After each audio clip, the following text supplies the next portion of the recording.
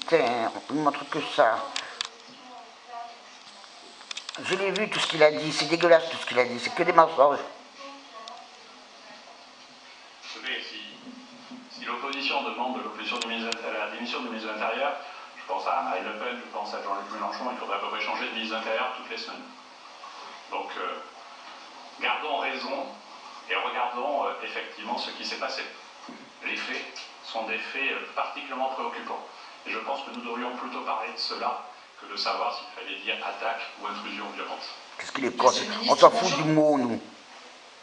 Je sais pas, votre avis. Il joue sur le mot, c'est dingue, l'histoire de vraiment... Oh là là. Qui dégage, vite. Qui dégage, ce con. D'abord, accepter de revenir sur ces mots, c'est quelque chose qui ne me pose aucun problème.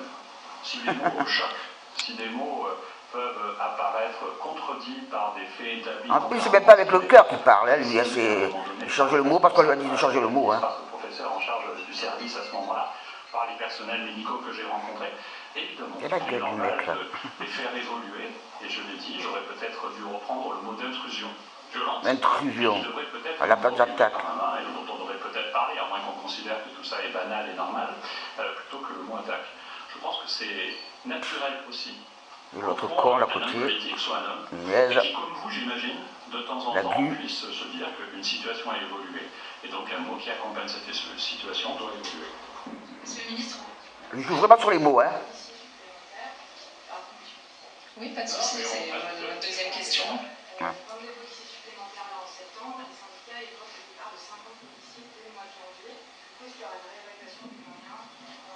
Vous avez pris mon engagement porté sur les deux sujets, celui du remplacement des effectifs partant à la retraite et celui d'effectifs nets nouveaux.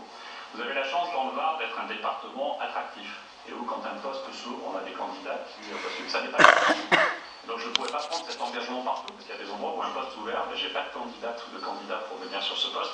Ici, nous savons... Qui c'est qui veut venir avec toi, malheur? Pour remplacer ceux qui partiront.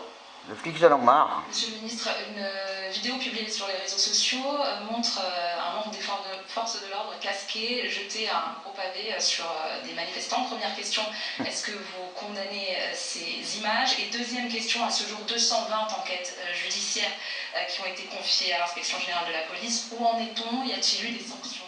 Écoutez bien ce qu'il dit, hein. Préciser que j'ai vu ces images, comme vous.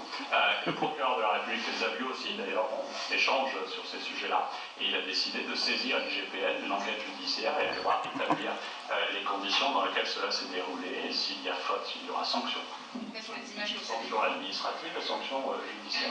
Je n'ai pas à apprécier les images, on a toujours qu'un petit morceau d'image. Mais dans tous les cas, ce que j'ai vu me paraît suffisant pour déclencher cette enquête, je le dis sans aucun état d'âme. Sur les enquêtes qui sont engagées sous l'autorité de l'IGPN, elles le sont des enquêtes judiciaires sous l'autorité d'un juge, d'un magistrat. Et donc, les procédures sont un peu longues. À ce jour, aucune conclusion judiciaire n'a été rendue, elles se poursuivent. Mais vous savez comment se passe une enquête judiciaire, des besoins de renseignement, de police d'intervention, de police technique et scientifique. Il est nécessaire de prendre le temps d'évaluer. S'il y a faute, elles seront sanctionnées. Quel connard. Il fait même bugger la télé.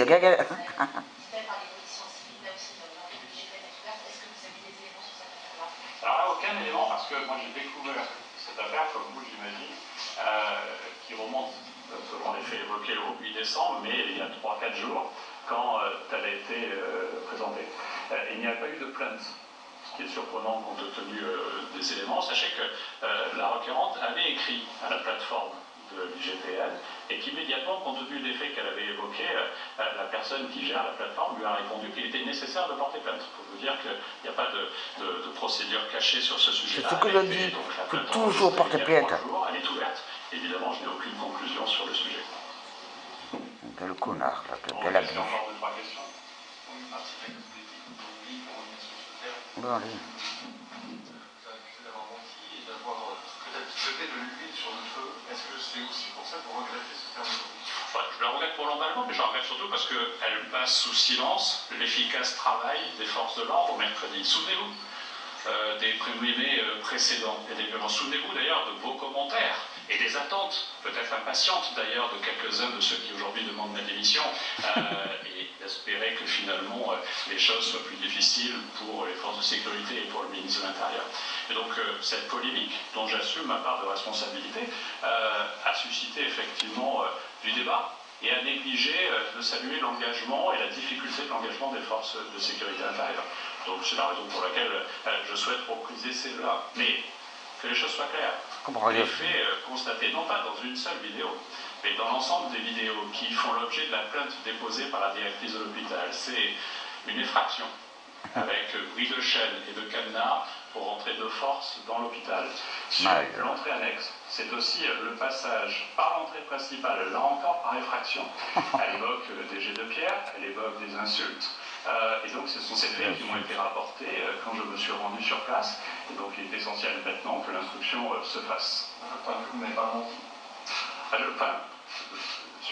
On aurait pu me faire le même reproche si j'avais utilisé le terme d'intrusion violente. Mais si je reprends les éléments que je viens de caractériser, tels qu'ils font l'objet de la plainte déposée par la directrice, je pense que vous avez les éléments constitutifs du mot que j'ai pu utiliser. Alors, il compte sur la directrice de l'hôpital. Oh là là. Voilà, je sais pas comment je fais pour pas craquer là. Dans la plainte de la directrice de l'hôpital est une agression. Je pense que les jets de pierre qui sont évoqués par la directrice... Je ne regarde pas les vidéos de sur Facebook qu'on met. J'en ai mis plein aujourd'hui. Les différents témoignages qui nous reviennent... Du personnel de l'hôpital, de tout. En tout cas, racontent surtout que les manifestants en fait, cherchaient à fuir les forces de l'ordre et qu'ils n'avaient aucune issue. Est-ce qu'il n'y a pas aussi un problème de ce côté-là? Normalement, dans le maintien de l'ordre, il doit y avoir, si je ne me trompe pas, une issue pour les manifestants s'ils souhaitent partir, quitter la zone. Vous la vidéo jusqu'au bout, vous constatez qu'ensuite les forces de l'ordre sont descendues et que le mouvement des manifestants s'est déplacé. Donc a priori, parce que vraiment il y a eu un mouvement de déplacement et donc pas vrai. Dans la même vidéo, quelques minutes après, en fait les forces sont descendues. Non, non, c'est pas vrai. Et l'autre qui dit oui, là à côté, le gros, le cochon. Il faudra établir les faits dans le cadre de l'instruction. Je n'étais pas sur place à ce moment-là, mais j'ai pu constater cela. Mais je voulais regarder aussi l'ensemble des vidéos. Il y a une vidéo qui montre, et c'est celle qui a beaucoup fait parler. Il parle de vidéo, il ne regarde pas, hein. Rapport, tous les personnels de l'hôpital ont empêché de rentrer et d'expliquer pourquoi il ne fallait pas rentrer. Et puis il y a la même vidéo qui, quelques minutes avant, montre la sécurité de l'hôpital débordée avec le portail d'entrée de l'hôpital brisé, son cadenas et la chaîne, caractéristique aussi d'une intrusion dont je pense qu'elle est illégale. C'est vraiment un psychopathe ce mec. Par rapport au reste c'est dingue. mais aussi pour le site d'un hôpital, peut-être plus encore pour un hôpital. Je pense que... Et ta gueule, Nunez, regarde sa gueule de con, lui. Il fait que penser la tête, oui, oui. Un commissariat mérite aussi d'être protégé par-dessus tout. Oui, parce que c'est le commissariat que vous avez pété, l'école primaire. Je l'ai écrit sur Facebook. Il faut voir tout ce qu'il a dit, hein. Moi j'ai craqué avec lui, j'ai craqué. Oh là là.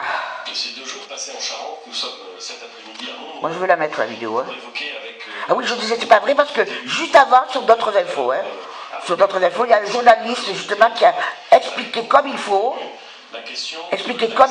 le trajet qu'a dû prendre les gilets jaunes, qu'ils étaient coincés, nassés par les flics, par les connards.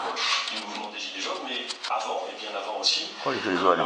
Dans le monde rural, voire dans ce qu'on appelle parfois l'hyper-ruralité, la question et la capacité de nos concitoyens à avoir accès dans de bonnes conditions aux services publics était un des